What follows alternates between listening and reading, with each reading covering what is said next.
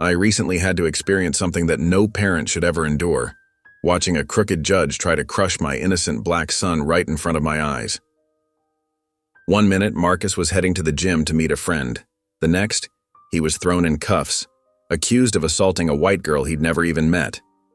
They dragged him into court without a lawyer. The judge, Vernon Grissom, leaned in real close and told my boy that if he didn't plead guilty, the jury would see exactly what they want to see, meaning Marcus's skin color. When I burst through those courtroom doors, they treated me like a nobody. Like my voice, my rights, my son's life didn't matter. But what that filthy judge didn't know was this. He wasn't railroading just any father. He was railroading a sitting United States Supreme Court justice. And I wasn't about to let him destroy my son without tearing down every rotten brick of his empire. What happened next would make Grissom wish he'd never heard our name. But let's start at the beginning. Before we dive in, let me know where in the world you're listening from today. I was halfway through my turkey sandwich when my phone buzzed against the conference table. Normally, I'd let it go to voicemail during lunch with my clerks, but something, call it paternal instinct, made me glance at the screen. Unknown number, local area code. "Excuse me?" I said, standing up. My clerks nodded, used to the interruptions that came with my position on the Supreme Court. I stepped into my private chambers and answered. "Justice Williams speaking." "Sir, this is Officer Daniels from the Millfield Police Department." The voice was clipped, professional. "I'm calling about your son, Marcus."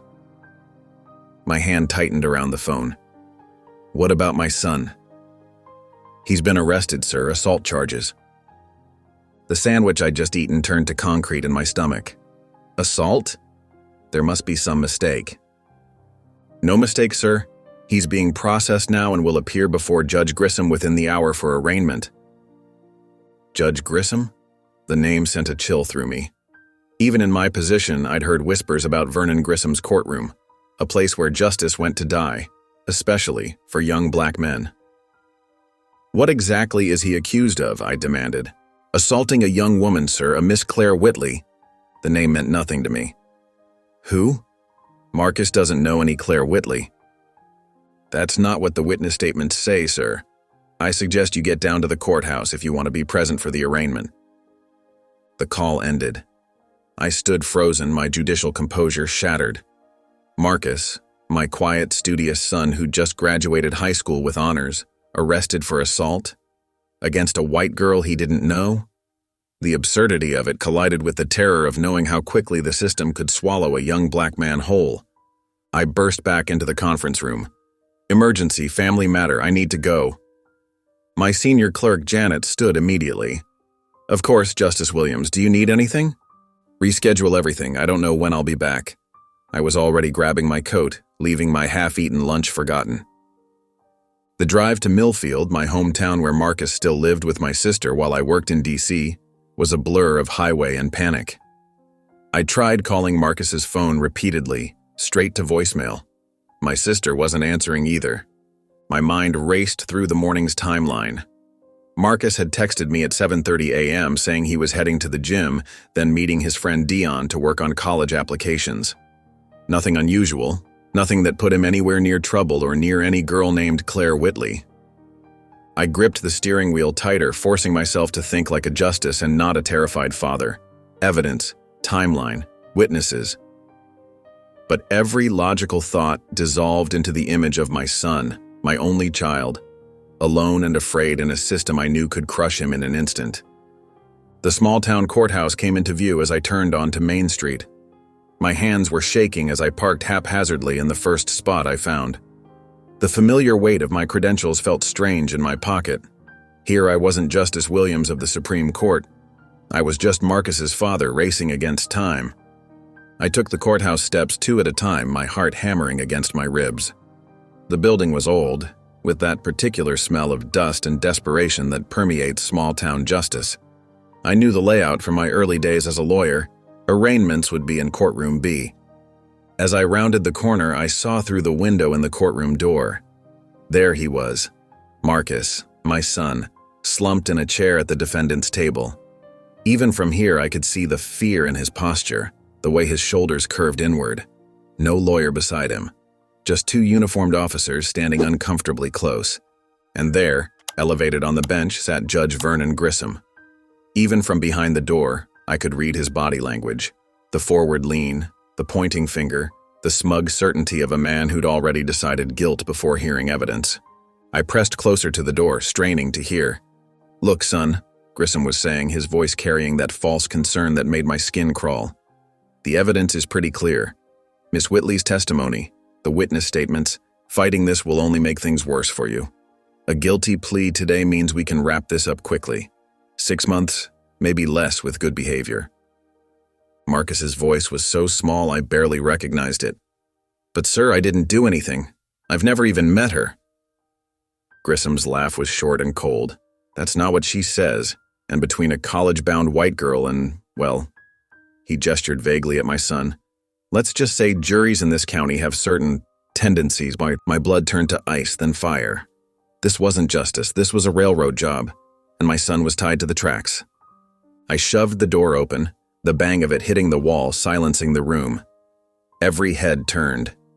Marcus's eyes widened, relief and fear battling across his bruised face. Bruised? When had that happened? "Dad." The word came out half-sob. I strode forward, every inch the Supreme Court justice, even in my rumpled shirt and without my robes. "This proceeding stops right now." Judge Grissom's eyes narrowed as he recognized me. For a fraction of a second, I saw uncertainty flicker across his face. Then his expression hardened into something ugly and determined. "Justice Williams," he said, my title sounding like an insult in his mouth. "This is my courtroom, and we're in the middle of an arraignment." "You're in the middle of coercing a plea from an unrepresented minor," I shot back, reaching Marcus and placing a protective hand on his shoulder. Our eyes locked across the courtroom, mine burning with the fury of a father, his calculating the danger I represented to whatever scheme he was running. In that moment, I knew this wasn't just about Marcus. Something much darker was happening in Judge Grissom's courtroom, and I was going to tear it all down even if it cost me everything. I stepped forward, my legal training taking over where parental panic threatened to consume me. "My son is entitled to legal counsel before any plea discussions. This proceeding is irregular and potentially unconstitutional." The courtroom fell into a hush. I could feel the weight of every eye on me. The bailiffs, the clerk furiously scribbling notes, and most importantly, Marcus, whose breathing had become slightly less panicked with me standing beside him. Judge Grissom leaned back in his chair, tapping his gavel lightly against the bench. Not banging it, just tapping, like a man idly playing with a toy. The casual arrogance of the gesture made my jaw clench. "Justice Williams," he drawled, stretching out my title like taffy. "While your credentials are impressive, you seem to have forgotten where you are. This is my courtroom." He smiled then, a cold curling of lips that never reached his eyes. "And in my courtroom, I determine procedure." "The law determines procedure," I countered, placing my hand protectively on Marcus's shoulder. I could feel him trembling. "And the law is clear about—" "Bailiffs!" Grissom cut me off, his voice suddenly sharp as a blade. "Remove Mr. Williams from my courtroom. He is disrupting these proceedings." 2 deputies moved toward me immediately. I stood my ground, incredulous. "This is outrageous. I'm his father. I have every right to—" Strong hands gripped my arms. I'm not a small man, but these deputies were built like linebackers, and their grip was iron. "Dad!" Marcus's voice cracked with panic. "It's okay, Marcus. Don't say anything. Don't sign anything," I called out as they began pulling me toward the door.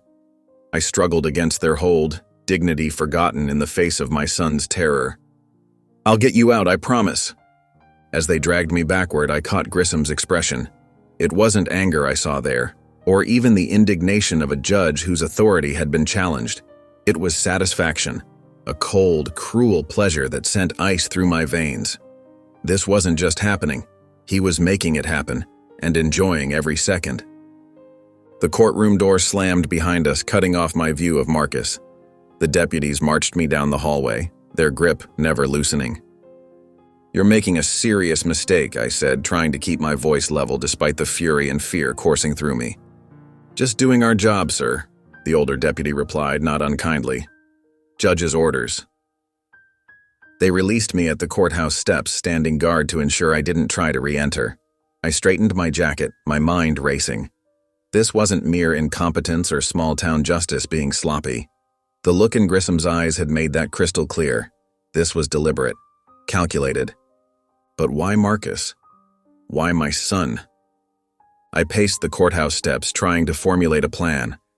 I could call colleagues, pull strings, have the case transferred. But that would take time. Time Marcus didn't have if Grissom was pressuring him into a plea right now. The courthouse door opened and a thin woman in her 50s emerged, clutching a manila folder. The court clerk. She glanced around nervously before approaching me. "Mr. Williams, these are the bail terms for Marcus Williams." She handed me the folder with shaking hands. "I'm sorry," she whispered, then hurried back inside before I could question her. I flipped open the folder and my breath caught. The bail amount made my eyes widen. $500,000. For a first-time alleged assault with no prior record. It was absurd, punitive, designed specifically to keep Marcus locked up. My mind raced through the implications. I could pay it, of course, I had the resources. But to post bail of that magnitude would require paperwork, records. My true identity would be impossible to conceal. And something told me that exposing myself as a Supreme Court justice would only escalate whatever game Grissom was playing. The courthouse doors opened again. This time Marcus emerged, flanked by the same two deputies. His hands were cuffed in front of him, his head bowed. When he looked up and saw me, his eyes filled with a desperate hope that broke my heart. "Dad," he called out, his voice cracking. I moved toward him instinctively, but one of the deputies stepped between us. "Sorry, sir. He's being transferred to county jail." "Can I at least speak to my son?" I demanded. The deputy hesitated, then gave a small nod. "1 minute." I stepped close to Marcus, placing my hands on his shoulders. Up close, I could see the bruise forming on his cheekbone, the split in his lip. Someone had hurt him. The rage that surged through me was almost blinding. "Listen to me," I said urgently, keeping my voice low. "Don't sign anything, don't agree to anything. I'm going to get you out of this." "Dad, I didn't do it," he whispered, eyes swimming with tears. "I swear I never even met that girl." "I know, son. I believe you." I squeezed his shoulders. "Trust me. I won't let you stay in there long." "Time's up," the deputy said, firmly but not unkindly. They led Marcus toward the waiting transport van, his shoulders hunched, looking suddenly so young and vulnerable that it physically hurt to watch. As they loaded him inside, the reality of the situation hit me with crushing force.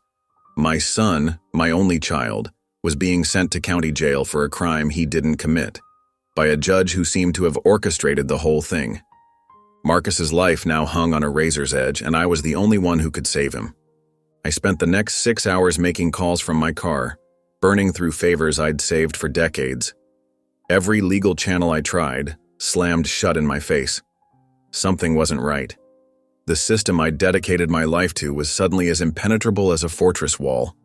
"I'm sorry, Justice Williams," my longtime colleague at the state attorney's office whispered over the phone. "There's been some kind of flag placed on this case. Nobody's willing to touch it." "What kind of flag?" I demanded, gripping the steering wheel so hard my knuckles ached. "I don't know, but it came from high up, very high up." The line went dead. I stared at my phone, that cold feeling spreading through my chest again. Who had the power to lock down a simple assault case this thoroughly? And why target my son? I tried 3 different bail bondsmen. Each one took my information, then called back with regret in their voices. "Sorry, sir, we can't help with this particular case." No explanations, just polite refusals. By sunset, I'd exhausted every legal avenue I could think of. The only option left was to go directly to the county jail and see my son. At least I could make sure he was all right, remind him he wasn't alone. The county detention center loomed against the darkening sky, a sprawling concrete complex surrounded by razor wire. I parked and walked toward the entrance, forcing myself to breathe evenly. I'd visited prisons before as part of my work, but never like this. Never with my heart in my throat and my son on the other side. The intake officer barely glanced at my ID. Visiting hours end at 8. You've got 45 minutes. I sat in the waiting area, surrounded by weary-looking women and children. A young mother across from me bounced a fussy baby on her knee while explaining to her toddler why Daddy couldn't come home tonight. The raw humanity of the place pressed in on me from all sides. 2 guards walked past, coffee cups in hand, laughing about something. I wouldn't have paid attention except for one phrase that cut through their conversation. That new kid they brought in today. I tensed, straining to hear without being obvious. Yeah, judge's special request, the taller one snickered. Straight to D block. With Ricks? The second guard whistled low. Damn, kid must have pissed someone off real good. Rich college boy like that? Ricks is gonna eat him alive. They moved past, still chuckling, unaware of the ice that had just crystallized in my veins. D block. Darnell Ricks. Even I knew that name. He'd been in the papers last year after orchestrating a brutal prison assault that left another inmate paralyzed. And they'd put my son, my 18-year-old son, in with him.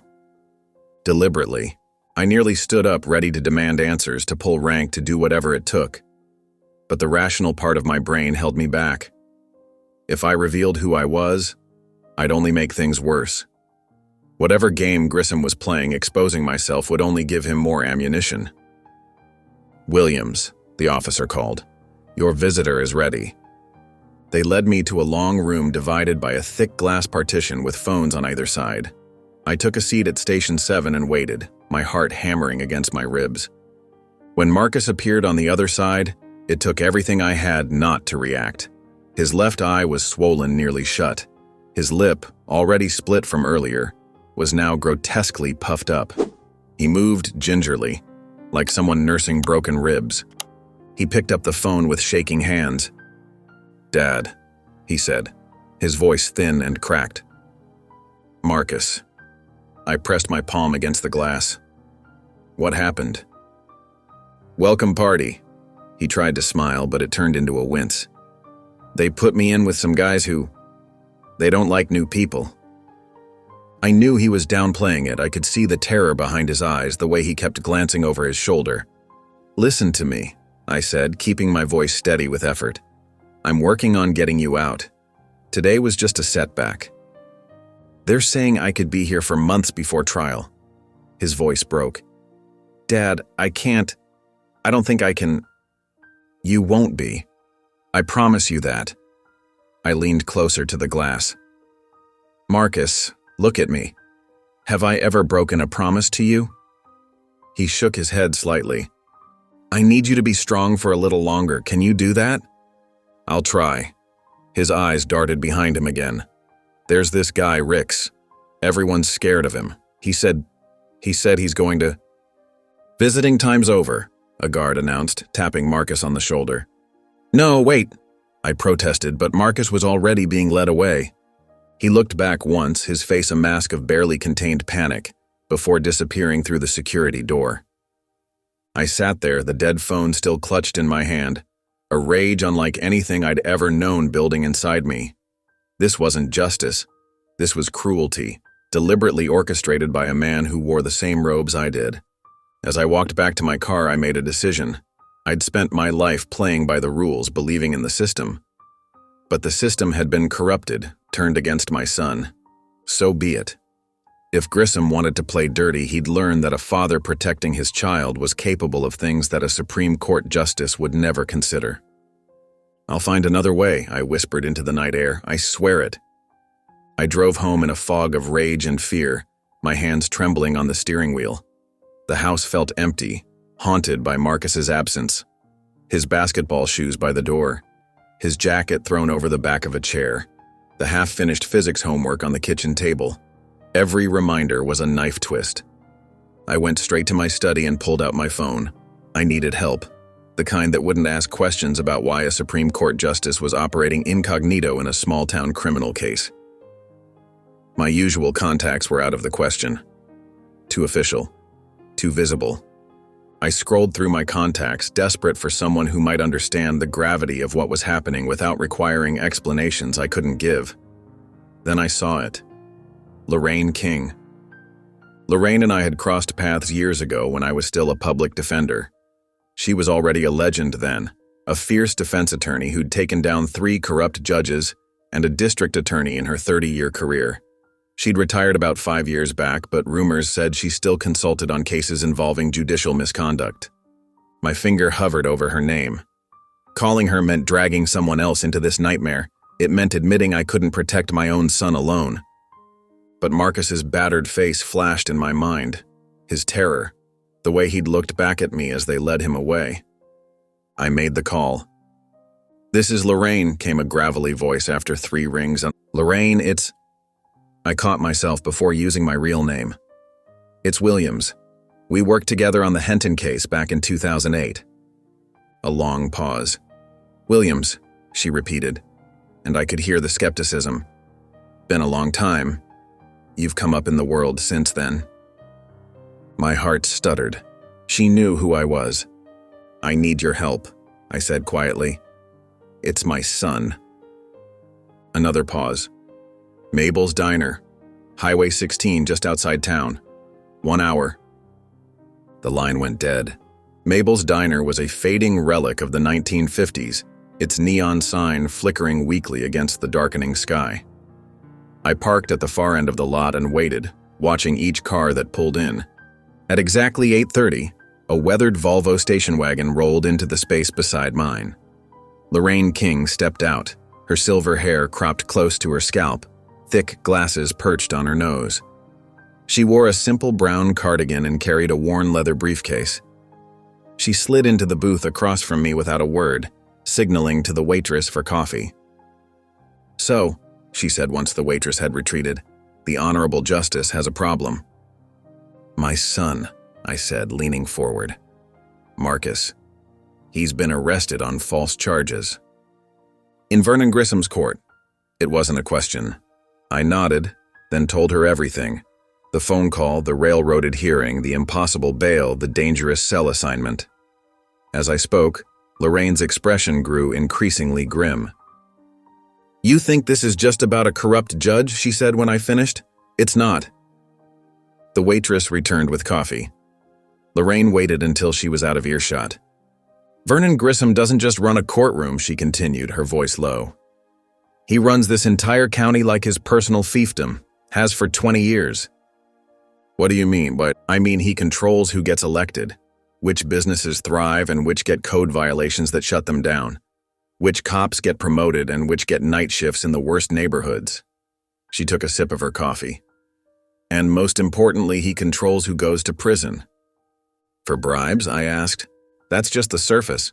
Grissom has a partnership with Meridian Corrections Corporation. They built that private prison 10 miles north of here 15 years ago. Every kid Grissom sends there is worth about $40,000 a year to the company." My stomach turned. "And Grissom gets a cut. A big one. But it's more than money." Lorraine's eyes hardened. "He likes it. The power. Watching families beg. Breaking people who stand against him." I felt cold all over.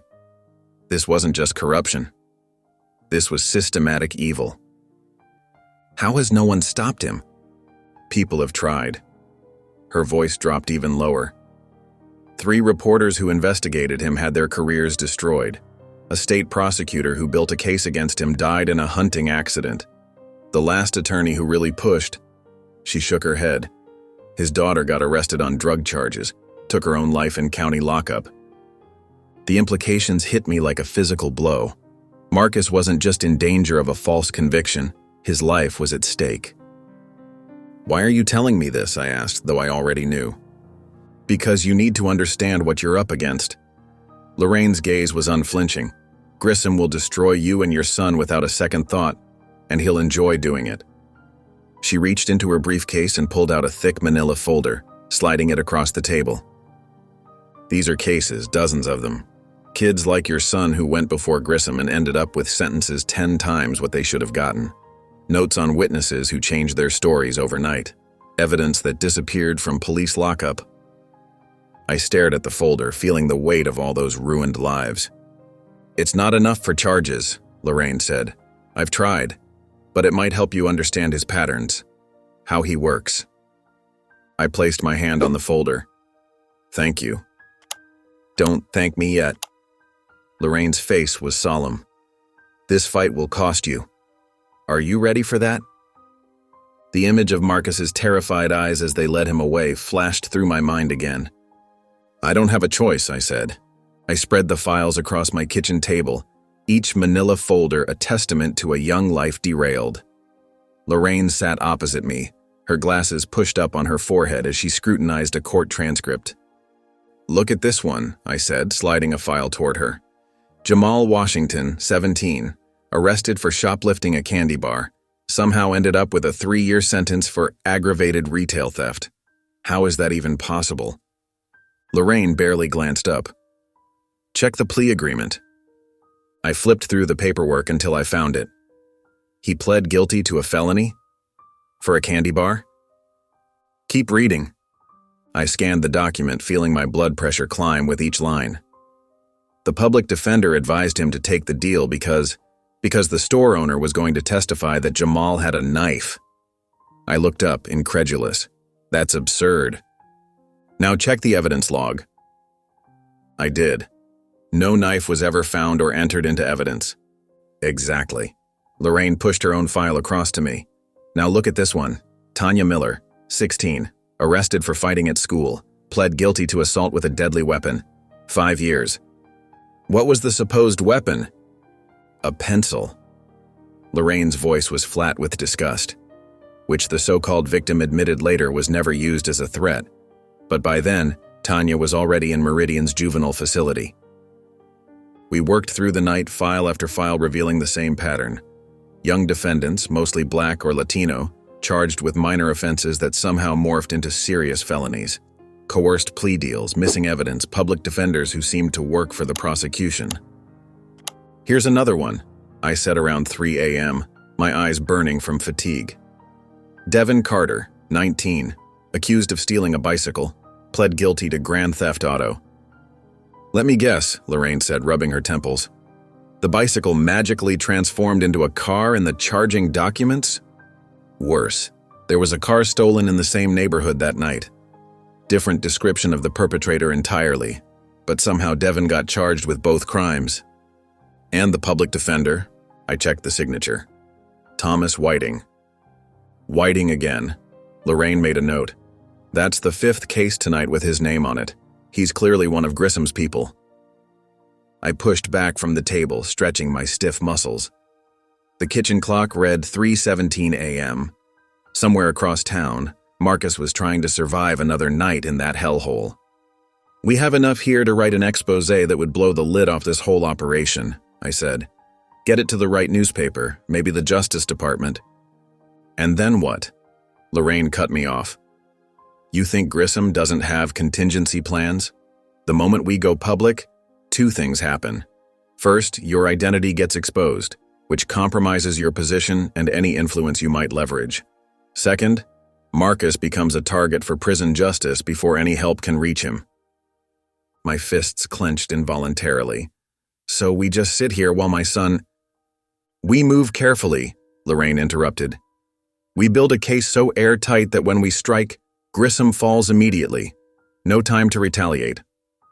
I knew she was right, but every cell in my body screamed to act now. "How long will that take?" "Longer than you want. Less time than you fear." She gestured to the mountain of files. "We have enough to establish the pattern, but not enough to legally crush him. We need financial records showing the kickbacks. We need witnesses willing to testify.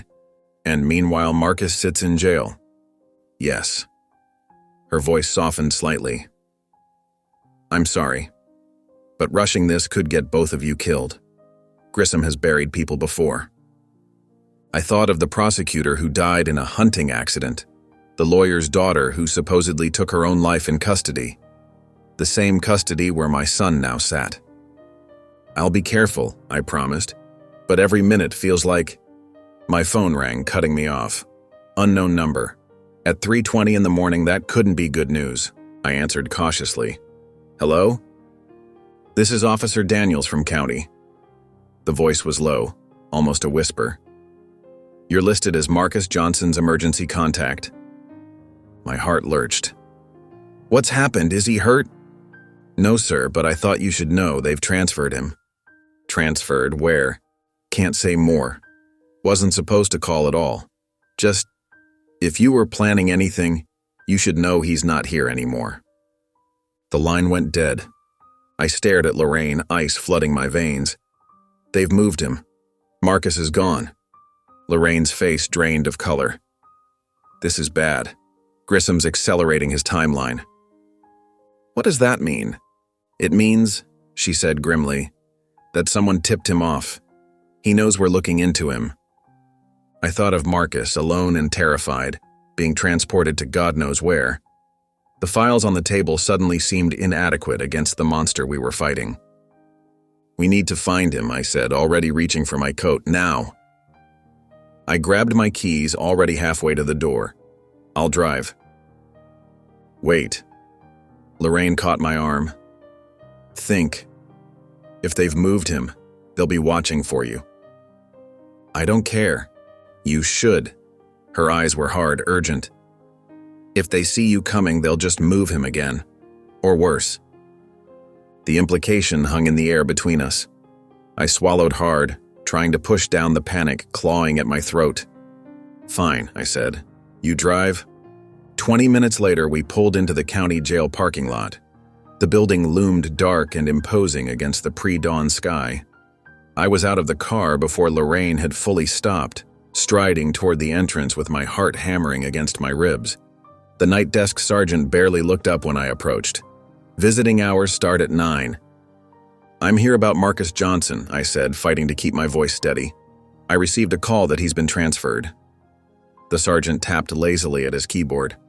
"Johnson, yeah, he's not here anymore." "Where is he?" He shrugged. "Above my pay grade." I leaned across the desk, my patience evaporating. "I need to speak to whoever authorized the transfer, now." Something in my tone must have registered. The sergeant straightened, finally looking at me properly. "I'll call the warden." The wait felt endless. Every second that ticked by was another second Marcus was gone, taken somewhere unknown. I paced the small lobby, unable to stand still while my son's life hung in the balance. 15 minutes later, a heavy door buzzed open. A tall man with a military-style crew cut and permanent frown lines emerged. "Warden Hicks," he introduced himself with a curt nod. "You're asking about Johnson?" "Where is my son?" I demanded. The warden's expression remained impassive. "There was a security concern. He's been moved to a protective relocation." "What security concern? Where exactly has he been relocated?" "That information is classified for his own protection." I stepped closer. "I'm his father. I have a right to know." "You have a right to know he's in custody," Hicks corrected. "The specifics of that custody are at the discretion of the Department of Corrections." Lorraine appeared at my side, her voice deceptively calm. "Warden Hicks, I'm Lorraine King, Mr. Johnson's legal representative. Under state law, you're required to provide us with the location of his incarceration." Hicks's eyes narrowed slightly. "Ms. King, I've heard of you." It wasn't a compliment. As I said, this was a protective measure. The paperwork's still being processed. Check back in a few days. "A few days?" I nearly shouted. "My son is 18 years old and hasn't even been convicted of anything." "Which is why we're taking extra precautions," Hicks replied smoothly. "There was a credible threat to his safety within general population." "What threat?" I demanded. The warden's mouth twitched in what might have been a smile.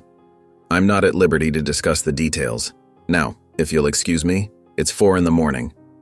He turned to leave, but I moved to block his path. "This isn't over." "Sir," he said quietly, "I suggest you step aside before I have you removed for threatening a corrections officer." Lorraine's hand on my arm pulled me back. "We're leaving," she said firmly. "Thank you for your time, Warden." Outside, the sky was beginning to lighten with the first hints of dawn. I slumped against Lorraine's car, the weight of desperation crushing my chest. "They've hidden him," I said, my voice breaking. "They've taken my son and hidden him." Lorraine was already on her phone. "Give me a minute," she muttered, stepping away. I stared at the jail, imagining Marcus being loaded into a van in the middle of the night, terrified and alone. What had they told him? Where had they taken him? The questions circled like vultures, each one tearing at my sanity. Lorraine returned 5 minutes later, her expression grim. "I called in a favor from Sam Townsend," she said. "He's a retired U.S. Marshal, still has connections in the system." And she hesitated. "It's not good.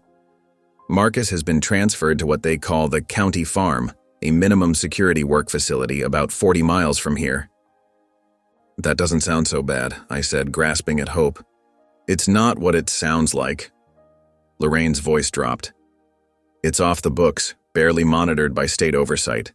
They send problem inmates there, people they want to disappear for a while." My blood ran cold. "What happens to them?" "Accidents, fights, inmates who try to escape and get shot.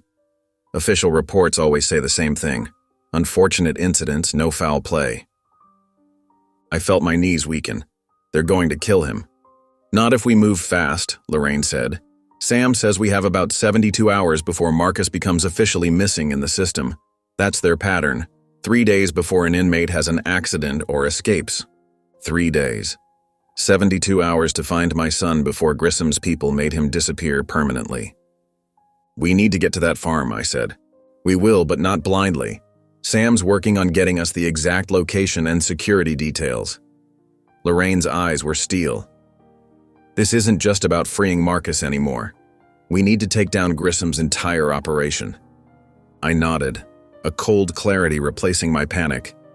This wasn't just about a corrupt judge anymore. This was about a system designed to murder my son and make it look like an accident. In that moment, standing in the parking lot as the sun began to rise, I made a silent vow. I would dismantle Grissom's empire brick by brick, expose every corrupt deal, every kickback, every rigged case. I would blow the whole thing wide open, and God help anyone who stood between me and my son. I barely slept that night, my mind racing with images of Marcus alone in some godforsaken farm, surrounded by God knows who. By 6 in the morning, I was back at Lorraine's kitchen table, surrounded by files and a laptop displaying county property records. "Here's our list," Lorraine said, sliding a paper toward me. 17 families who've had loved ones railroaded through Grissom's court in the last 3 years alone. I scanned the names, my stomach turning. So many young men. "Mostly Black and Latino," Lorraine confirmed, her voice tight. "All pressured into guilty pleas for minimal offenses, all sent to the same private prison company." "Where Grissom's brother-in-law sits on the board," I added, connecting dots we'd discovered the night before. "Exactly." Lorraine tapped her pen against the table. "We need to split these up, get statements from as many families as possible. Raw, detailed accounts of how Grissom manipulated their cases." I nodded, already reaching for my phone. "I'll take the first 8. You take the rest?" "Deal." She paused. "But remember, we're not just gathering sob stories.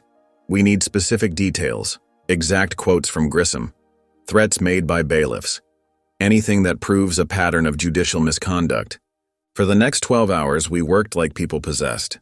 I drove across town, meeting parents in coffee shops, siblings in parking lots, grandmothers on front porches. Their stories made my blood boil.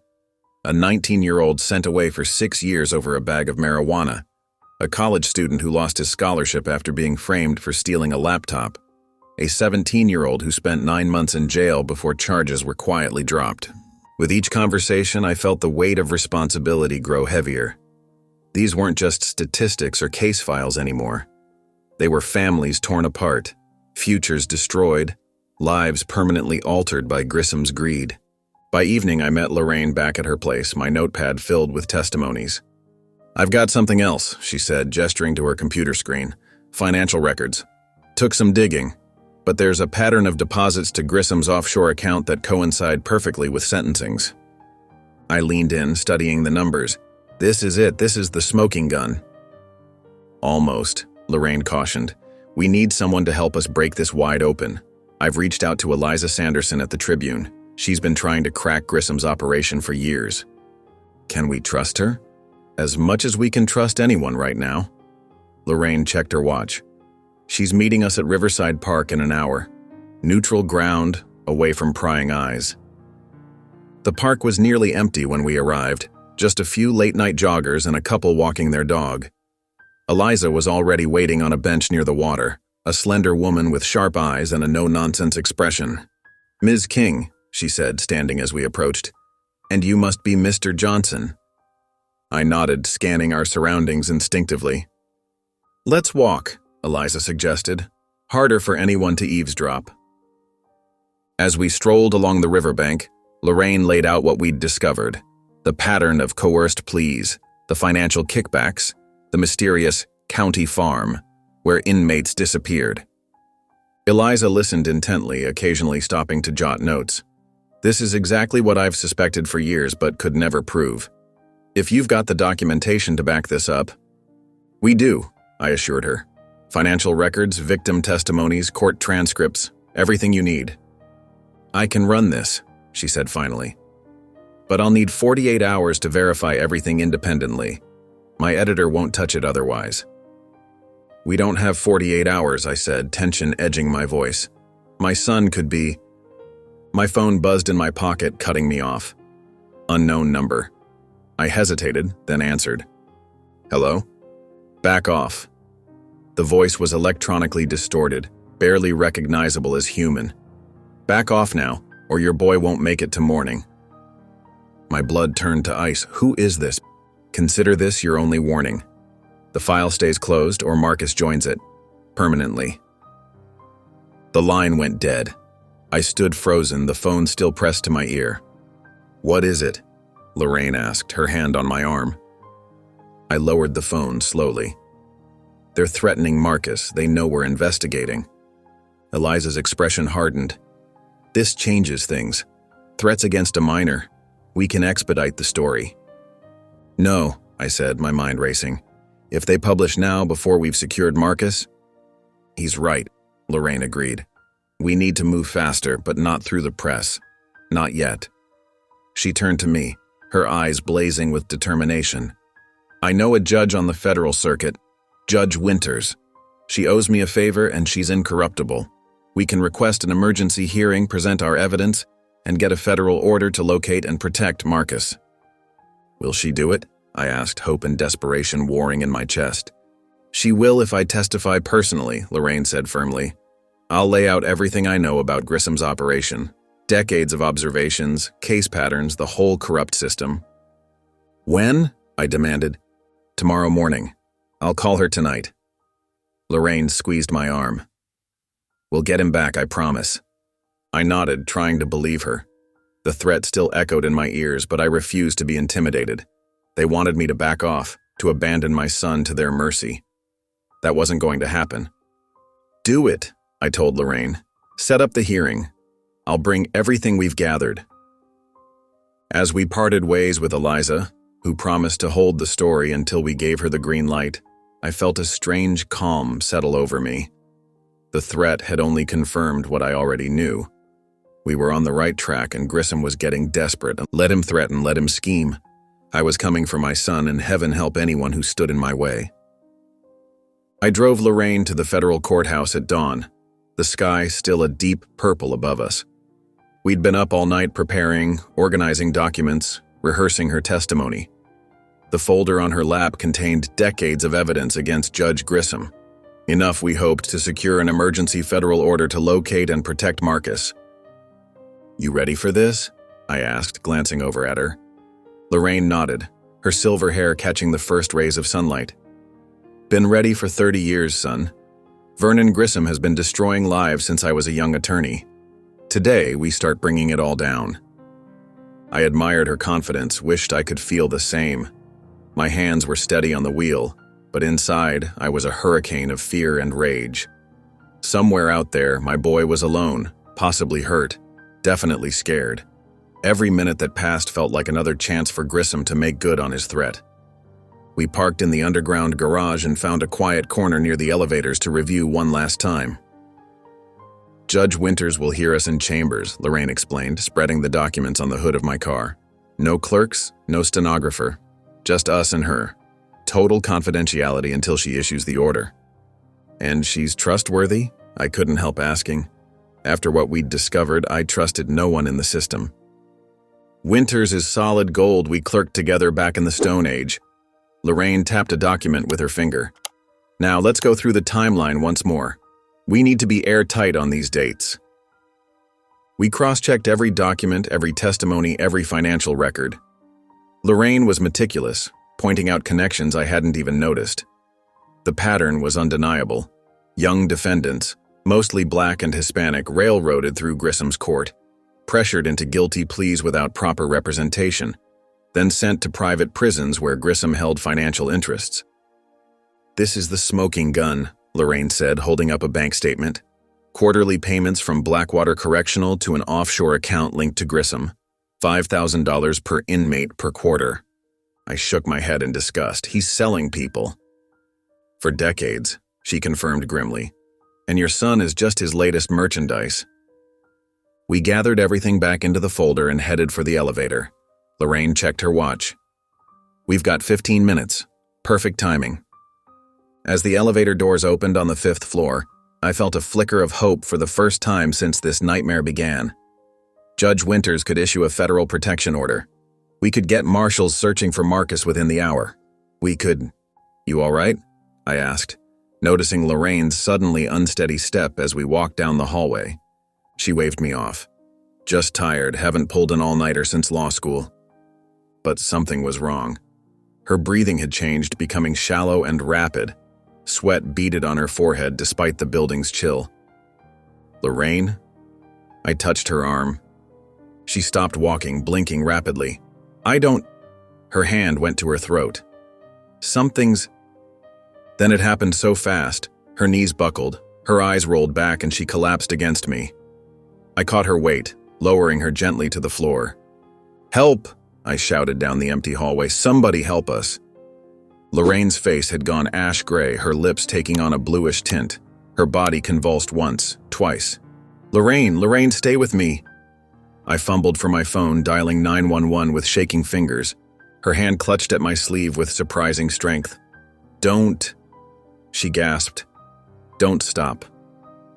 Help is coming, I promised, hearing doors opening, footsteps running toward us.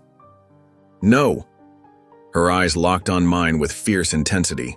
Don't stop. Fighting. He'll kill you all. A security guard skidded to his knees beside us. What happened? I don't know. She just collapsed. I think she's been poisoned. The words left my mouth before I'd even consciously formed the thought, but I knew it was true. This was no coincidence. No natural medical emergency. Lorraine's grip on my sleeve weakened. The files, she whispered. Safe, deposit box, key in, my office, behind the Thurgood Marshall photo. Ma'am, try not to talk, the guard said, pressing fingers to her neck to check her pulse. But Lorraine wasn't listening to him. Her eyes, growing dimmer by the second, stayed fixed on mine. Promise me. I promise, I whispered, throat tight with horror and grief. Her eyes closed then, her body going limp. The security guard started CPR as more people arrived. Courthouse staff, a judge in robes, finally EMTs with a stretcher and equipment. I was pushed back, the folder of evidence still clutched in my hands as they worked on her. I heard snatches of their urgent communication. No pulse? Possible toxin? Get an airway. But I already knew. They had gotten to her. Somehow they had poisoned Lorraine. The EMTs loaded her onto the stretcher, still performing CPR as they rushed her toward the elevator. I moved to follow, but a court officer blocked my path. Sir, I need you to stay here. The police will want to talk to you. I stood frozen in the hallway, watching the elevator doors close on Lorraine's still form. The folder in my hand suddenly felt impossibly heavy. I was alone now, completely, utterly alone. My son was missing. My only ally was dying or dead, and somewhere Judge Grissom was probably smiling, thinking he'd won, that I would back down now, too frightened to continue. He didn't know me at all. I paced outside the hospital's emergency entrance, each step wearing a deeper groove in the concrete. The ambulance had screamed away from the courthouse with Lorraine inside, and I'd followed in my car, hands trembling on the steering wheel. But they wouldn't let me in. Family only, they'd said, as if Lorraine had any family left in this world. A doctor had come out an hour ago, his face already arranged in that practiced expression of sympathy. "I'm sorry," he'd said. "The toxin was fast-acting. There was nothing we could do." Now I stood alone in the fading daylight, my shadow stretching long across the parking lot. The weight of it all crashed down on me at once. Lorraine was dead. Marcus was missing. And I was just one man against a system that had already proven it would kill to protect itself. My phone buzzed. An unknown number. I answered with a hollow, "Hello." "Drop it," said a voice low and menacing, "or your boy won't make it through the night." The line went dead before I could respond. I leaned against my car, legs suddenly unable to support my weight. My chest felt like it was being crushed in a vice. What was I thinking? I was no hero. I was just a father who couldn't even protect his own son. Every move I made seemed to put Marcus in greater danger. Maybe I should walk away, go home, wait for Grissom to call with his demands. Surely he'd want something from me. Money, influence, my resignation. Whatever it was, I'd give it. I'd give anything if it meant Marcus would come home alive. I slid down until I was sitting on the asphalt, back against my car's tire. The folder of evidence sat beside me, Lorraine's last contribution to a fight she'd given her life for. What good was justice if it cost me my son? My phone buzzed again with a notification. It was a memory from 3 years ago, Marcus's high school graduation. I'd set up these automated reminders during happier times. I opened it with trembling fingers. There was Marcus, grinning in his cap and gown, his arm thrown around my shoulders. His eyes shone with pride and possibility. I remembered that day like it was yesterday, how he'd given a speech about justice and equality, quoting Thurgood Marshall and making the whole auditorium rise to their feet. "Dad," he'd said later as we celebrated at home, "I want to be like you someday, fighting for what's right, no matter how hard it gets." Another memory surfaced. Marcus at 8 years old, sitting in my lap as I read him bedtime stories about civil rights heroes. His small voice asking, "Did they ever get scared, Daddy?" Of course they did, I'd told him. Courage isn't about not feeling fear. It's about doing what's right even when you're terrified. I closed my eyes, remembering the sacrifices we'd both made to get here. The birthdays I'd missed while arguing cases. The weekends Marcus spent studying instead of playing. The way his mother had looked at me before she left, saying I cared more about justice than family. She'd been wrong. I cared about justice because of family, because I wanted Marcus to inherit a world better than the one I'd grown up in. And now Grissom wanted me to choose justice or Marcus, as if I could save one by abandoning the other. Number. There was a third option, one that Grissom hadn't counted on. I pushed myself to my feet, grabbed the folder, and got in my car. I knew what I had to do now. 40 minutes later, I pulled up to a small cabin nestled in the woods outside of town. Few people knew about this place. I'd purchased it under a shell company years ago as a retreat, somewhere to decompress between high-profile cases. I hadn't been here in months. Inside, everything was exactly as I'd left it. I went straight to the bedroom closet and pushed aside the hanging clothes. Behind them was a small safe built into the wall. I entered the combination, Marcus's birthday, and pulled it open. Inside lay my Supreme Court robe, carefully folded. Beside it, my official identification badge and credentials. I'd kept them separate from my everyday life, part of my careful compartmentalization. In town, I was just Marcus's dad, a private citizen. My position on the nation's highest court was something I discussed rarely, if ever. It had started as a security measure, then became a way to give Marcus a normal life. But now that separation had become a liability. Grissom had no idea who he was really dealing with, the power and connections I could bring to bear. I lifted the robe from the safe, feeling its weight in my hands. The black fabric represented everything I'd worked for, everything I believed in. It wasn't just a symbol of my authority. It was a reminder of my oath to uphold justice. I laid it carefully on the bed, then retrieved my phone. There were calls to make, people who owed me favors, colleagues who would move heaven and earth once they understood what was happening. No more hiding, I said aloud to the empty room.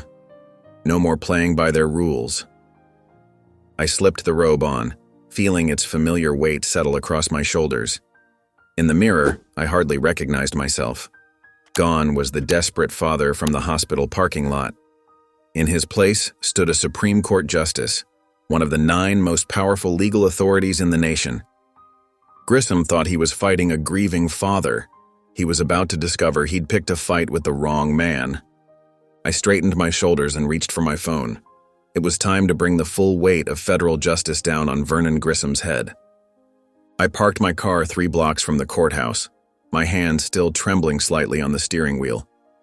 The garment bag lay across the passenger seat, containing the most powerful weapon I possessed, my identity. I checked my watch. 8:42 a.m. Court would convene at 9 a.m. For a moment I sat motionless, gathering my strength. I thought of Marcus, alone and terrified in some hidden county farm. I thought of Lorraine, poisoned for daring to stand against corruption. I thought of all the nameless victims in those case files, young lives crushed under Grissom's gavel. Enough, I whispered, grabbing the garment bag and stepping out of the car. The morning air hit my face, cool and crisp. I walked with measured steps toward the courthouse, choosing the side entrance where deliveries were made. A few courthouse employees glanced my way, but no one stopped me. I was just another visitor with business inside. The side entrance was quieter, used mainly by staff. I nodded to a security guard who barely looked up from his newspaper. My heart hammered against my ribs as I made my way down the hallway, searching for a restroom away from the main corridors. I found one tucked away near the file storage rooms, small, dingy, and rarely used. Perfect. I slipped inside and locked the door behind me. The fluorescent light flickered overhead as I unzipped the garment bag. There it was, my Supreme Court robe, the black fabric almost gleaming under the harsh light. I ran my fingers across the material, feeling its weight and significance. I removed my jacket and tie, hanging them carefully on the hook behind the door. Then I lifted the robe from its bag and slipped it over my shoulders. The transformation was immediate and profound. A cracked mirror hung above the sink, and I caught my reflection in it. The man staring back at me wasn't just Marcus's father anymore. He was Justice of the United States Supreme Court, one of 9 individuals entrusted with interpreting the highest law of the land.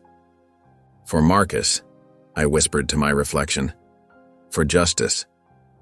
I gathered my civilian clothes, tucking them into the now empty garment bag. Checking my watch again, 8:53. I took a deep breath and unlocked the bathroom door. The hallway was still quiet. I walked with purpose now, my robe flowing behind me with each step. A clerk coming around the corner stopped dead in her tracks, mouth falling open as she recognized what the robe signified. I nodded to her and continued on. Word traveled fast. By the time I reached the main corridor, people were stopping to stare. Whispers erupted in my wake. A bailiff took one look at me and snapped to attention, unsure of the protocol but recognizing authority when he saw it. I approached the doors to courtroom 3, Grissom's domain. Through the small windows, I could see the room was already filling. Grissom sat at his bench, shuffling papers with that perpetual smirk on his face. He believed he'd won. He thought Marcus was as good as gone, and the pesky father who'd tried to interfere had been effectively neutralized. He had no idea what was about to hit him. I waited just outside as the bailiff called the court to order.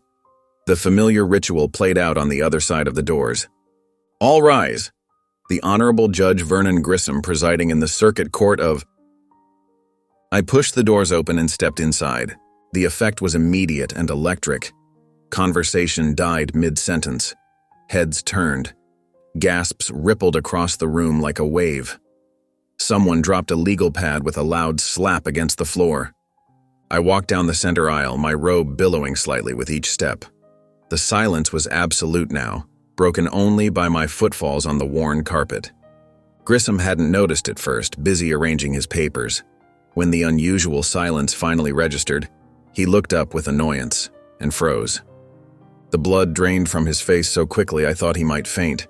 His mouth opened and closed without sound, like a fish suddenly pulled from water. The smirk vanished, replaced by naked fear as recognition dawned in his eyes. "What is the meaning of this?" he finally managed, his voice cracking. I continued forward until I stood directly before the bench. When I spoke, my voice carried to every corner of the hushed courtroom. "Judge Vernon Grissom, I am Justice of the Supreme Court of the United States. I am here concerning grave violations of federal law, corruption of justice, and the unlawful detention of my son, Marcus." A collective gasp swept through the courtroom. The court reporter's fingers hovered motionless above her stenotype. The prosecutor half rose from his chair, then sank back down, uncertain. Grissom's face had gone from white to gray. Sweat beaded on his forehead despite the room's chill. His eyes darted left and right, seeking escape where there was none. This is highly irregular," he stammered. "You have no jurisdiction here. This is my courtroom." I stepped closer, close enough to see the pulse jumping in his throat. "No, Judge Grissom. This is America's courtroom, and you have perverted its purpose long enough." I held his gaze, watching as the full weight of his situation crashed down upon him. This wasn't just a father fighting for his son anymore. This was the federal judiciary itself, standing before him, demanding answers. I stepped up to the bench, never breaking eye contact with the man who had tried to destroy my son. I stood before Grissom's bench, feeling the weight of every eye in the courtroom on me. The silence was so complete you could have heard a tear drop. My heart hammered against my ribs, but my voice remained steady, fortified by righteous fury. "This court will come to order," I announced, my tone leaving no room for argument. "I am invoking federal oversight under Title 28 of the United States Code, Section 455, which mandates judicial recusal in cases of demonstrable bias and corruption." Grissom's face contorted with rage and panic. "You have no authority to—" "I have every authority," I cut him off, my words slicing through his protest. "As a justice of the Supreme Court, I am formally convening an emergency evidentiary hearing regarding systemic judicial misconduct in this district." I turned to face the stunned courtroom. Among the spectators, I recognized families of other young men who'd been railroaded through Grissom's court. They stared at me with a mixture of shock and dawning hope. "For years," I continued, "this court has operated as a personal fiefdom rather than a hall of justice. Young men, primarily of color, have been coerced into false guilty pleas, denied proper counsel, and sentenced to excessive terms in private correctional facilities in which Judge Grissom holds financial interests." Gasps rippled through the gallery. A woman in the back row covered her mouth with her hand, tears streaming down her face. Grissom slammed his gavel down. "This is preposterous. I will not allow these unfounded accusations in my courtroom." Unfounded? I reached into my briefcase and withdrew a thick folder. "I have here signed affidavits from 17 former defendants who were denied counsel and pressured into guilty pleas in direct violation of their Sixth Amendment rights." I placed the folder on the evidence table with a heavy thud. "I also have here—" I produced a second folder. "Financial records documenting regular payments from Southland Correctional Holdings to offshore accounts linked directly to you, Judge Grissom. Payments that coincide precisely with increases in sentencing rates from this court." The courtroom erupted in whispers. I could feel the atmosphere shifting from shock to outrage. "This is absurd," Grissom sputtered, his face now crimson. "Those documents are fabricated. You have no proof." "The proof is extensive and meticulously documented," I replied, laying out a third folder. "These are the original case files for 23 defendants, including my son. Files that were subsequently altered in the official court record to remove evidence of constitutional violations." I opened the folder to reveal side-by-side comparisons of the original documents and their tampered counterparts. Note the discrepancies in dates, the removal of requests for counsel, and the altered plea entries.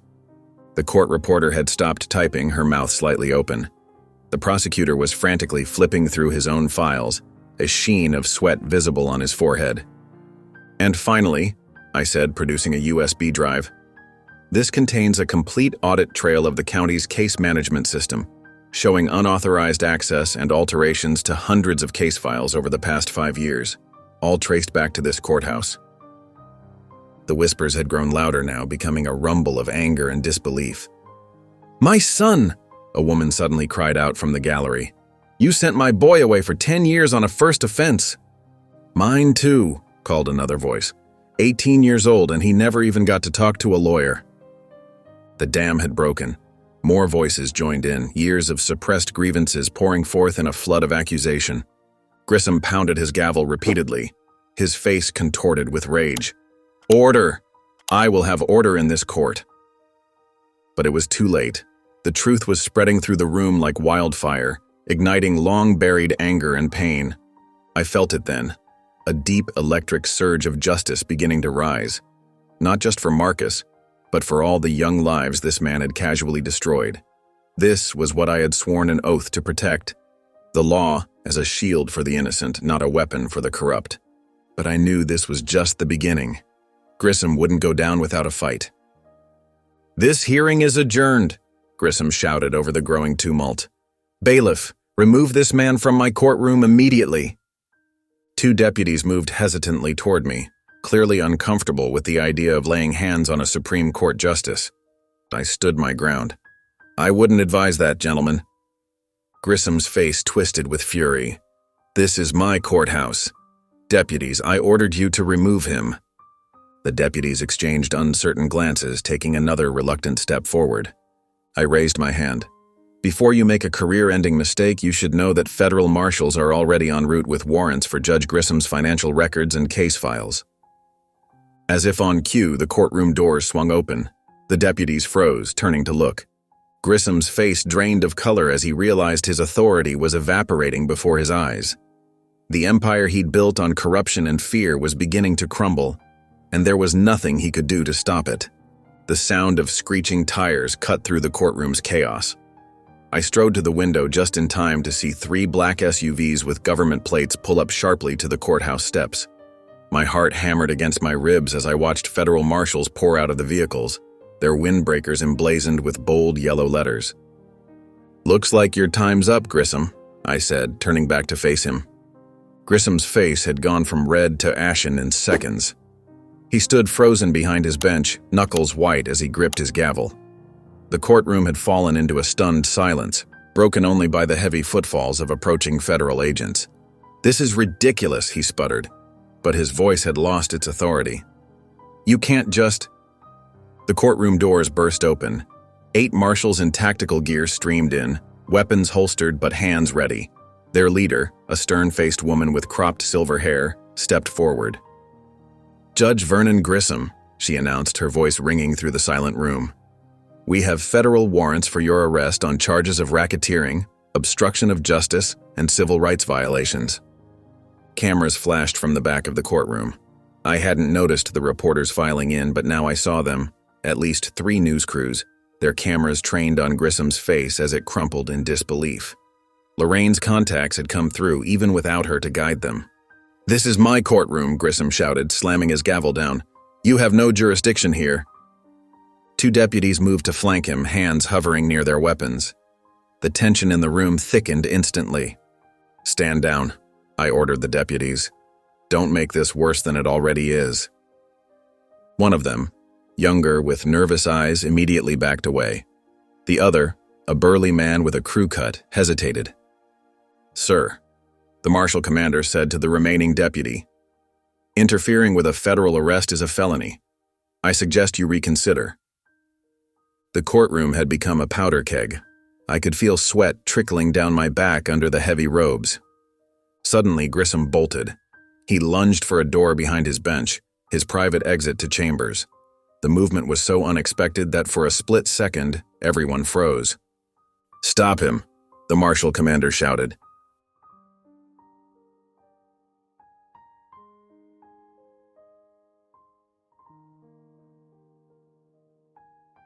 Two agents sprinted forward, but Grissom had already disappeared through the door. I moved without thinking, racing around the bench and through the same door. Behind me, I heard the thunder of boots as the marshals followed. Grissom's chambers were opulent, all dark wood and leather, but I barely registered the details as I caught sight of him fumbling with a side door that presumably led to a hallway. "It's over, Grissom," I called out. He whirled to face me, his eyes wild with panic. "You don't understand what you're doing," he hissed. "I have connections, people who'll make sure you never see that boy again." My blood ran cold, but before I could respond, the marshals burst into the room behind me. Grissom turned back to the door, yanking it open, but 2 more agents were already coming through from the other side. Cornered, Grissom made one desperate lunge toward a gap between the agents. The marshal commander moved with surprising speed for her age, tackling him mid-stride. They crashed into an ornate bookcase, sending leather-bound volumes cascading to the floor. "Vernon Grissom, you are under arrest," she said, her knee firmly in his back as she secured handcuffs around his wrists. "You have the right to remain silent." I stood there, chest heaving, watching as the man who had wielded so much corrupt power was reduced to a sputtering, handcuffed figure on the floor of his own chambers. Through the open door, I could see camera flashes as photographers captured the moment. "Get him up," the commander ordered, and 2 marshals hauled Grissom to his feet. As they led him past me, our eyes met. The smug superiority was gone, replaced by naked fear and something else, something calculating. "Where is my son?" I demanded, stepping into his path. Grissom's lips twisted into a smile that made my skin crawl. "Who knows? Accidents happen all the time at that old farm. Maybe he fell into the river. Maybe he tried to escape." I grabbed him by his silk tie, pulling him close despite the marshal's protests. "Where is he?" "Your Honor," the marshal commander said firmly, placing a hand on my arm. "We'll find your son. But this isn't the way." I released Grissom's tie, my hand shaking with barely controlled rage. The marshals continued leading him away, but he called back over his shoulder. "Tick-tock, Justice Man, that boy of yours is running out of time." I stood there, adrenaline coursing through me as they took him away. The victory felt hollow with Marcus still missing. Through the chamber's windows, I could see more news vans arriving, reporters swarming the courthouse steps. The story was breaking wide open, Grissom's empire crumbling in real time. But none of it mattered if I couldn't find Marcus. I turned to the marshal commander. "We need to find the county farm where they're holding my son. Grissom has been using it as a dumping ground for inmates he wants to silence." She nodded grimly. "We've got people looking into all county properties already. But if you have any information that could narrow it down..." "I need to see Grissom's phone records, his emails, everything," I said. "There has to be communication about the transfer." "We'll get it," she promised. "But it might take time we don't have." I clenched my fists, thinking of Marcus alone and afraid, possibly injured, or worse. Grissom's words echoed in my head. Tick-tock. I watched as they led Grissom to a holding room, his once immaculate suit now disheveled, a trickle of blood running from the corner of his mouth where he'd hit the floor during his failed escape. The marshals had him seated at a metal table, hands still cuffed, while the commander questioned him about Marcus's whereabouts. I stood behind the one-way glass, every muscle in my body tense as I watched Grissom's face. He'd transformed from panicked to smug again, leaning back in his chair with that infuriating smile playing at his bloodied lips. "I've got nothing to say," he drawled, looking directly at the mirror as if he could see me through it. "Lawyer up, remember? Isn't that what you justice types are always preaching?" The marshal commander slammed her palm on the table. "People's lives are at stake, Judge. You want to add accessory to murder to your charges?" Grissom just sneered, blood staining his teeth pink. "Prove it." I felt my jaw clench so hard it hurt. Every second that passed was another second Marcus might be suffering, or worse. I couldn't wait for Grissom to break. He was too arrogant, too sure of his protection network. I turned to the federal prosecutor who had arrived minutes earlier. "I want search warrants. Every property owned by the county. Every piece of land Grissom has touched. Now." The prosecutor nodded. "Already drafting them. But Judge, there are dozens of properties." "Then we need dozens of teams," I cut in. "Call in state police, neighboring federal offices, everyone. I want boots on the ground at every location within the hour." As the prosecutor hurried away, phone already to his ear, I returned my attention to the interrogation room. Grissom was now examining his fingernails. deliberately ignoring the commander's questions. My hands balled into fists. If I went in there, I wasn't sure I could control myself. A commotion in the hallway drew my attention. Raised voices, the sounds of a scuffle. I stepped out to see what was happening. A woman in her 40s with carefully styled blonde hair was trying to push past two deputies. Her makeup was smeared where tears had cut through it, but her eyes burned with fury. "Let me through," she demanded. "I need to see him." "Ma'am, this is a secure area," one deputy began. "I know exactly what this is," she snapped. "I've been running his damn courtroom for 15 years. I recognized her then. Grissom's court clerk. I'd seen her briefly during that first terrible day when they'd dragged me out of the courtroom. "Let her through," I said. The deputies hesitated, then stepped aside. The woman strode forward, clutching a large manila envelope and what looked like a set of keys. "You're the father," she said, looking me up and down. It wasn't a question. "The justice." I nodded. "And you're Grissom's clerk." "Rebecca Harding," she said, her voice breaking slightly. "And I'm a lot more than his clerk, as I'm sure you've figured out." Understanding dawned. The mistress, the woman who had access to everything Grissom did behind closed doors. She thrust the envelope toward me. "These are my resignation papers. I was going to leave them on his desk, but..." She looked around at the chaos of the courthouse under federal occupation. "I guess that's not necessary anymore." Then she threw the papers to the ground where they scattered across the polished floor. The symbolism wasn't lost on me, or on the reporters who had somehow made their way into the hallway, cameras flashing.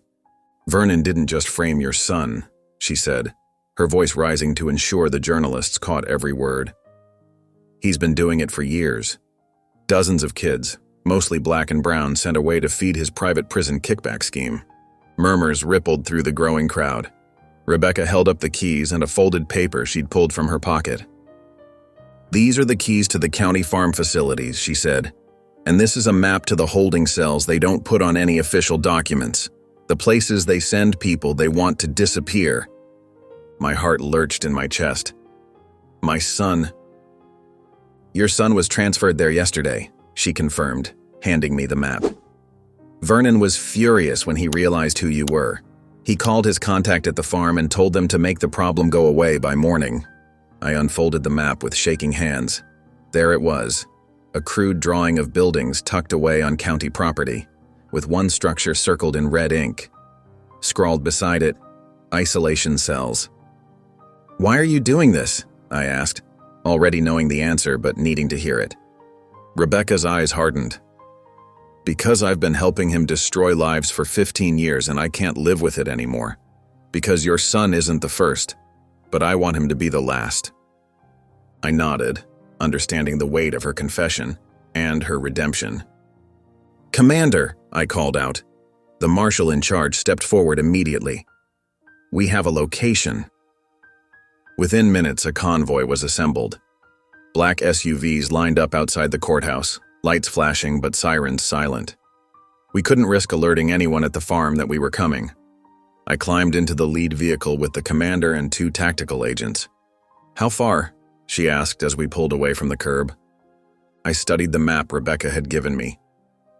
30 miles northwest, near the county line. "We'll be there in 20 minutes, the driver promised, accelerating onto the highway. Night had fallen, and our headlights cut through the darkness as we sped toward the farm. I stared out the window, watching the lights of the town recede behind us. Somewhere ahead in the darkness was Marcus, my son, the child I'd sworn to protect. The convoy of black vehicles roared down the highway into the night. The farm materialized out of the darkness like something from a nightmare. Our headlights swept across dilapidated buildings scattered across overgrown fields. The whole place bathed in the blood-red glow of the setting sun. I'd seen some grim places in my years on the bench, but something about this isolated compound made my skin crawl. "Kill the lights," the commander ordered as we approached. "We go in quiet." The SUVs rolled to a stop behind a ridge about a quarter-mile from the main building. Agents in tactical gear poured out, checking weapons and communication devices. Someone handed me a bulletproof vest. "Sir, you should wait here," the commander suggested. I fixed her with the same stare I'd used to silence unruly attorneys in my courtroom. "That's my son in there." She nodded once, understanding. "Stay behind the tactical team. If there's resistance..." "I understand." We moved across the field in formation, keeping low. The sunset painted everything in shades of crimson and shadow, making the farm look like it was drenched in blood. As we drew closer, the smell hit me. Mold, rot, and something else. Fear, the unmistakable scent of human misery. The first building was empty, just rusted farm equipment and rodent droppings. The second housed what looked like administrative offices, but they'd been hastily cleared out. Papers were scattered across the floor, file cabinets standing open. "They knew we were coming," one of the agents muttered. My heart sank. If they'd moved Marcus again, well, we split into 3 teams to cover more ground. I stayed with the commander as we approached a long, low building that resembled a dormitory. Inside, we found rows of empty bunks.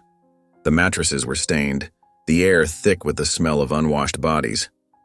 "This is where they kept the general population," the commander said, her voice tight with disgust. "Where would they keep someone they wanted to isolate?" I asked, thinking of Rebecca's map.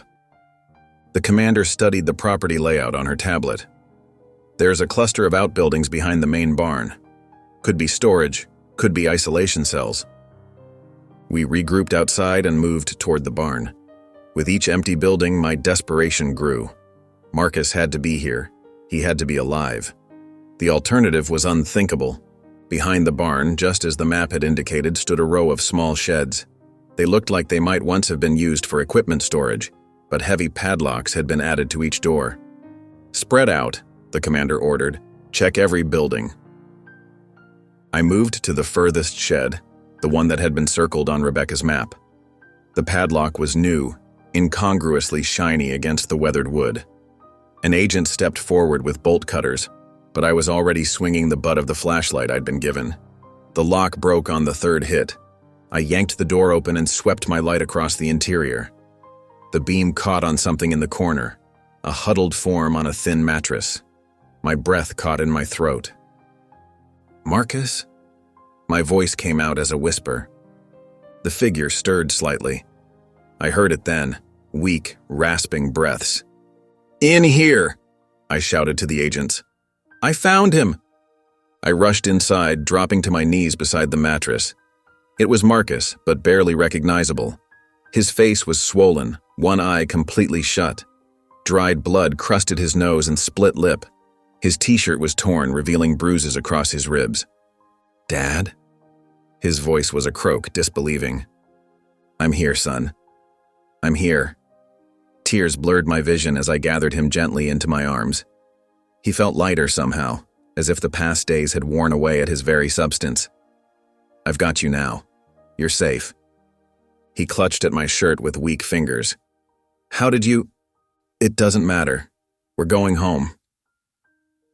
I helped him sit up, noticing how he winced with every movement. Rage boiled inside me at what they'd done to him, but I pushed it down. There would be time for justice later. Right now, all that mattered was getting Marcus to safety. "Can you stand?" I asked. He nodded uncertainly. I slipped my arm under his shoulders, supporting his weight as he struggled to his feet. That's when I heard it, a faint scuffing sound from the corner of the shed. My head snapped up, scanning the darkness beyond the reach of my flashlight. A shadow moved. Someone had been hiding in the far corner all along, watching us. "Federal agents!" the commander called from just outside the door. "Come out with your hands up!" Instead of compliance, I saw the glint of metal as the figure raised his arm. A farm hand in dirty overalls, his face twisted with fear and hatred, and in his hand, a gun aimed directly at us. Time slowed. I saw his finger tighten on the trigger, saw the muzzle pointed at Marcus's chest. I didn't think. I moved on pure instinct, spinning to place my body between my son and the threat. I pushed Marcus down and covered him with my own body, bracing for the impact I knew was coming. "Dad, no!" Marcus cried out beneath me. The sound of the gunshot exploded through the small space. The gunshot cracked through the air like thunder, but the pain I expected never came. Instead, More shots followed. Rapid, controlled bursts that weren't coming from the farmhand. I kept my body pressed over Marcus, eyes squeezed shut, waiting for the chaos to end, my heartbeat thundering in my ears as I tried to shield him with every inch of my frame. "Clear!" a voice shouted. "Suspect down!" I lifted my head cautiously, dust and splinters falling from my hair. Federal agents had flooded the small shed, their weapons trained on the farmhand who now lay motionless on the dirt floor.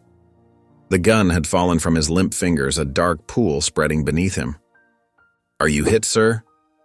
An agent was at my side, scanning us both for injuries, his face tense with professional concern. I patted myself down quickly, checking for warm spots or wetness that might indicate a bullet wound, then turned to Marcus. "Are you okay? Did he get you?" My voice came out ragged, desperate. Marcus shook his head weakly. "No, I don't think so."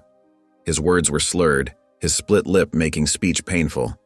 My hands trembled as I helped him lie back down. Wood splinters from the bullet-riddled walls had rained down on us, covering Marcus's hair and shoulders like deadly confetti.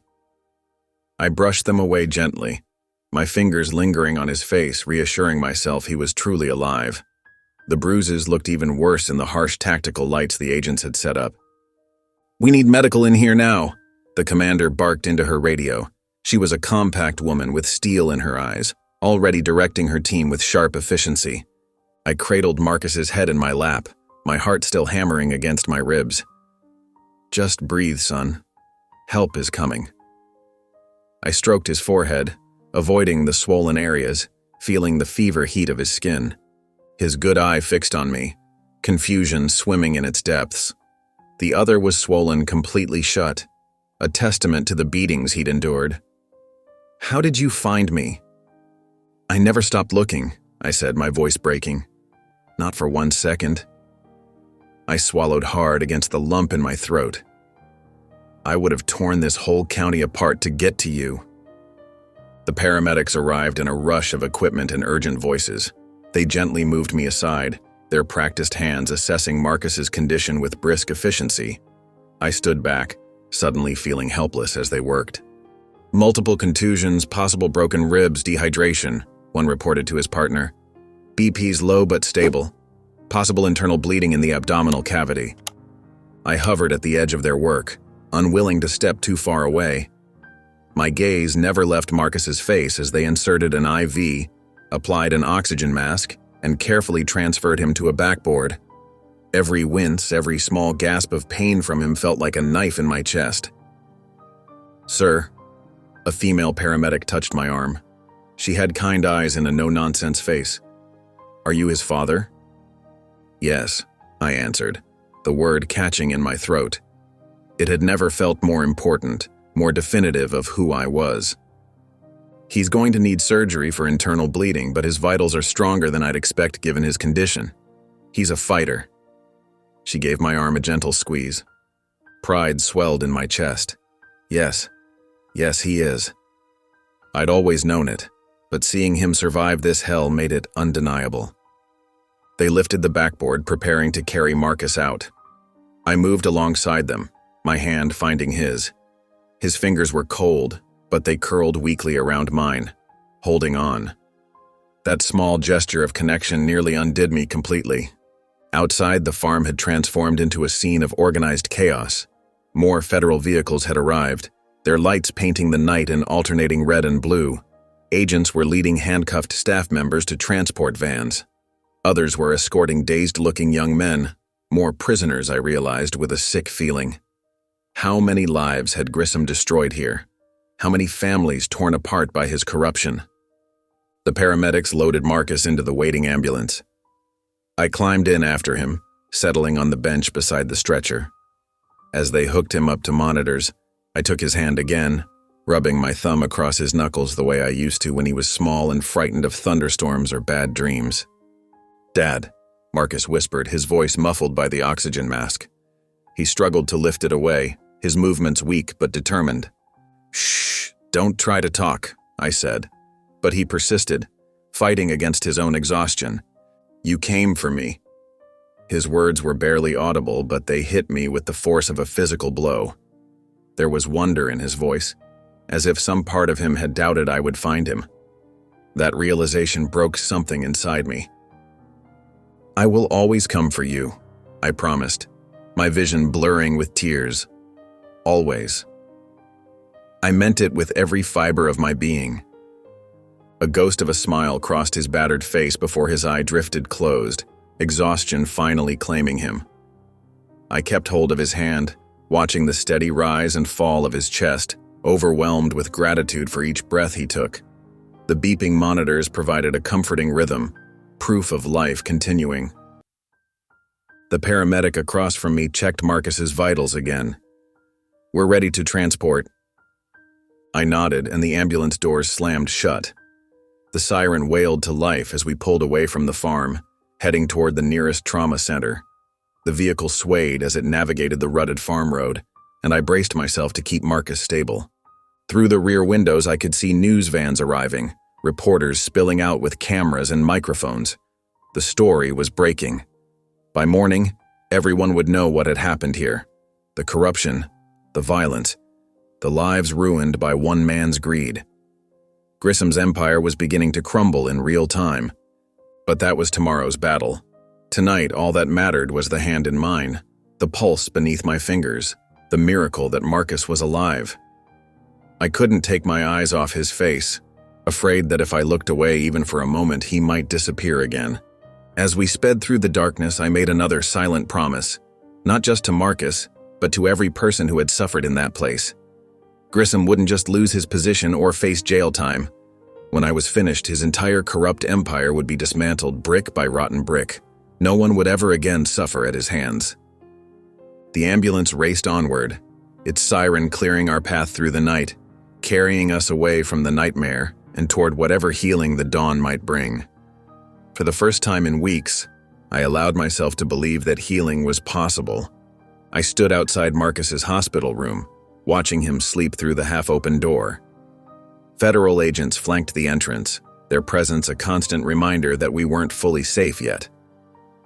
The doctors had repaired his internal bleeding and set his broken ribs. Now it was just a matter of time and rest. My phone buzzed in my pocket. Lorraine's name flashed on the screen. "How are you feeling?" I asked, stepping away from Marcus's door. "Like I've been poisoned," she replied, her voice raspy but determined. "But I'm vertical. They're releasing me this afternoon." "You should be resting." "I'll rest when Grissom is behind bars." She paused. "The arraignment's at 2. I'll meet you there." I glanced back at Marcus. "I don't want to leave him. He's got a small army protecting him, and this," her voice hardened, "this is something you need to see. For both of you." She was right. I needed to witness Grissom's fall with my own eyes. "I'll be there," I promised. The courthouse steps were crowded with reporters and camera crews when I arrived. News of Judge Grissom's arrest had exploded across national headlines. The story had everything: corruption, racism, violence, and the dramatic revelation of a Supreme Court justice going undercover to save his son. I spotted Lorraine waiting at the top of the steps. Even from a distance, I could see how the poisoning had ravaged her. Her skin had a grayish tinge, and she leaned heavily on a cane. But her eyes were bright with fierce determination. "You look terrible," I said as I reached her. She snorted. "Always the charmer. You should see the other guy." Cameras flashed around us as we made our way inside. I kept my hand under Lorraine's elbow, steadying her as we walked. The courtroom was packed, every seat filled with reporters, victims' families, and curious onlookers. We found seats in the front row. Lorraine sank down with a small sigh of relief. "How's Marcus?" she asked. "Better.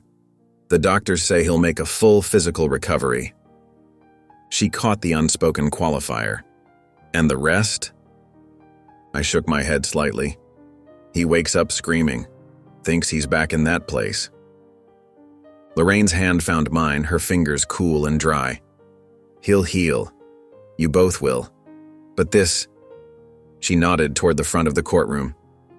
"This is part of it." The side door opened, and Vernon Grissom shuffled in, shackled at the wrists and ankles. His orange jumpsuit hung loosely on his frame. Without his robes and the trappings of his office, he looked smaller, diminished. But when his gaze landed on me, I saw the same cold malice that had nearly destroyed my son. The bailiff called the court to order. Judge Marilyn Chen took the bench, her expression grave as she surveyed the packed courtroom. Docket number 2023-CR-1458 United States v. Vernon Grissom, the clerk announced.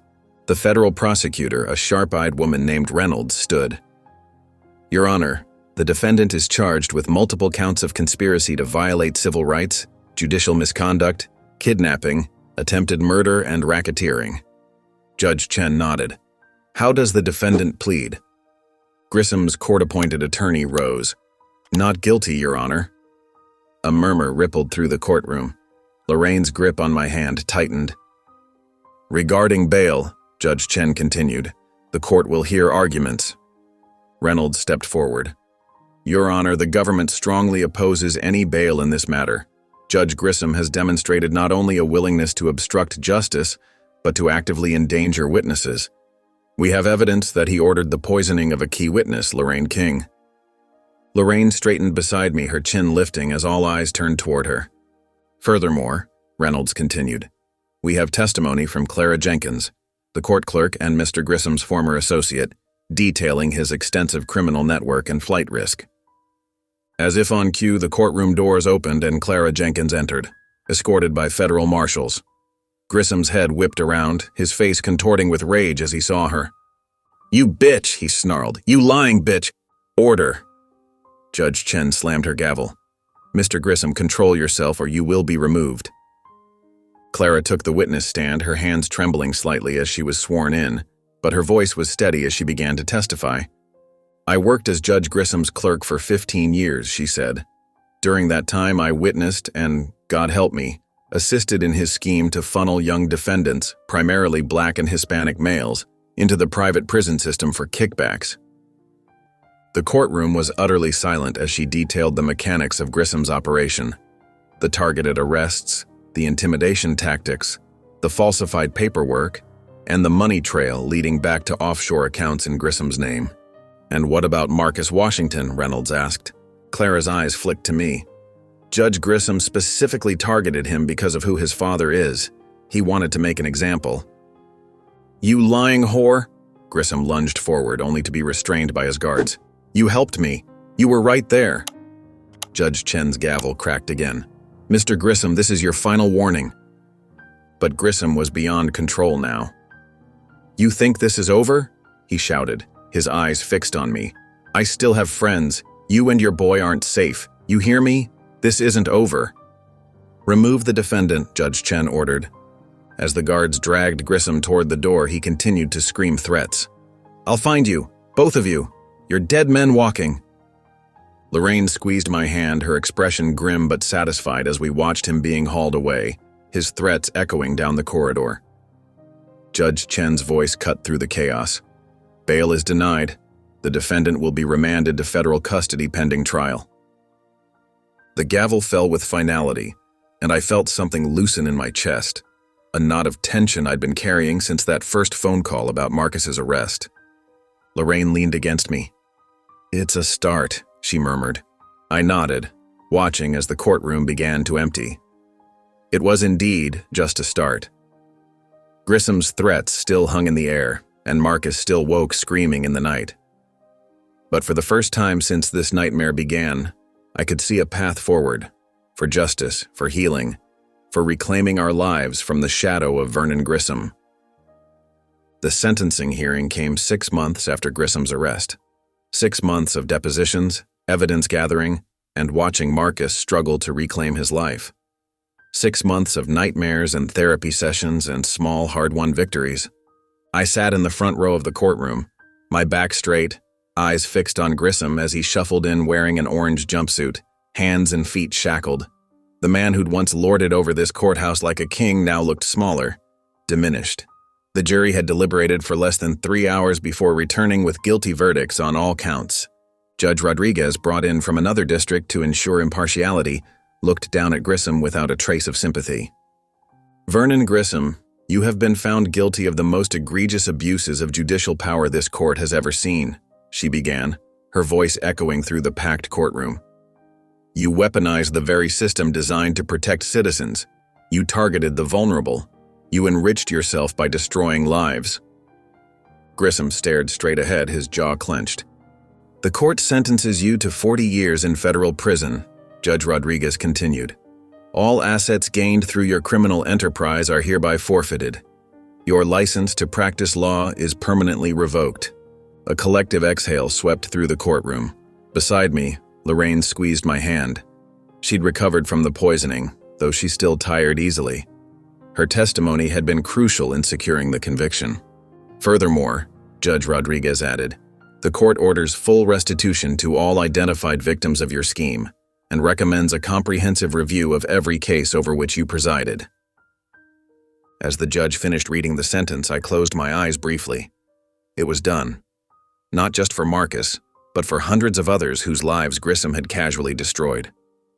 Outside the courthouse, families gathered on the steps. Parents, siblings, children of those Grissom had railroaded. Some held photographs of loved ones still incarcerated. Others carried signs demanding justice. When the doors opened and federal marshals led Grissom out toward the transport vehicle, a roar went up from the crowd. I stood to the side watching as Grissom's head ducked lower, his shoulders hunching against the weight of their fury. For a moment, our eyes met across the crowd. I didn't smile. I didn't need to. The justice he was facing spoke louder than any words I could offer. As the transport vehicle pulled away, a woman approached me. Her son had been one of Grissom's earliest victims, sentenced to 15 years for a crime he didn't commit. "Thank you," she said simply, gripping my hands in hers. "My boy's coming home next week." Similar encounters followed me for days. Grateful handshakes, tearful hugs, stories of lives derailed and now perhaps with a chance to get back on track. The federal investigation had already identified over 300 cases for immediate review. But while the public saw justice served at home, the healing moved more slowly. Marcus had spent 3 weeks in the hospital recovering from his injuries. The physical wounds healed faster than the psychological ones. Night terrors, panic attacks when he heard keys jangling or doors slamming, a newfound wariness around strangers. "I keep thinking about the others," he told me one evening as we sat on our back porch. Summer was fading into fall, and the air had a crisp edge to it. The guys who were there longer than me, the ones who didn't have a Supreme Court justice for a father. I nodded, understanding the weight of privilege that had saved him when others remained trapped. "I want to be a lawyer," he said suddenly. I looked at him, surprised. "Really? Even after all this?" "Because of all this," he corrected me. "I want to tear down systems like Grissom's. I want to build something better." Pride swelled in my chest, nearly choking me. "That's a hard road," I warned him. He gave me a half smile. "I've got a pretty good example to follow." We spent the next months focusing on his recovery and education. Marcus threw himself into studying for the LSAT with a determination I'd never seen before. When he wasn't studying, he volunteered with a community legal aid center, helping families navigate the system to get their loved ones' cases reviewed. I watched him transform his trauma into purpose, his fear into resolve. And quietly, without telling him, I wrote a recommendation letter to my alma mater's law school, detailing not just Marcus's academic qualifications but the strength of character he'd demonstrated through unimaginable adversity. 3 months after Grissom's sentencing, Marcus stood at our mailbox holding an envelope from the law school. His hands trembled slightly as he carried it inside. "I can't open it," he said, setting it on the kitchen table. I smiled. "Yes, you can."